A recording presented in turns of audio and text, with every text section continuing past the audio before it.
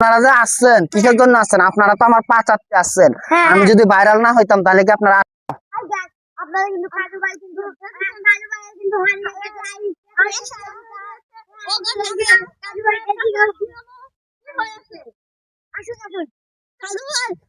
দেখুন তো আপনি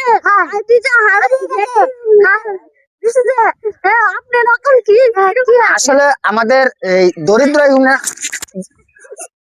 দরিদ্র ইউনিয়নতে আমার আসলে আমার যে এখন এই অবস্থা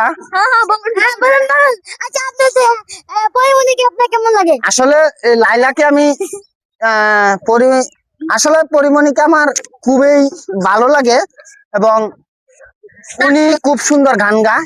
আপনার হাগু কিরকম হয়? আসলে হাগু তো আমরা গরিব এলাকা, চর এলাকা, এখানে মূলত আমাদের খাওয়া দাওয়া ঠিক মতন হচ্ছে না।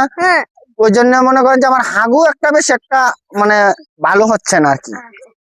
হাগুটা আসছে না না ঠিক মতন এখনো হাগু আসছে না আর কি। তো এই মুহূর্তে আমি আসলে এই লাইলা না আমাদের চর এলাকা, এই চর এলাকা হাগুটা কেমন কেমন? না না হাগু আসলে আমার খুব খারাপ, কারণ আমাদের আপনার যে একটা ছাগল হারিয়ে গেছে এটা আপনি পেয়েছেন না? মূলত আমাদের চর এলাকা, আমাদের দরিদ্র এলাকা।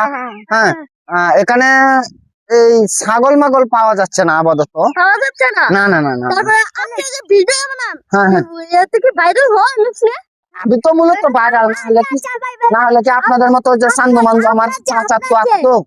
হ্যাঁ, আপনারা যে আসছেন কিসের জন্য আসছেন? আপনারা তো আমার পা চাটতে আসছেন। আমি যদি ভাইরাল না হইতাম তাহলে কি আপনারা আসতেন?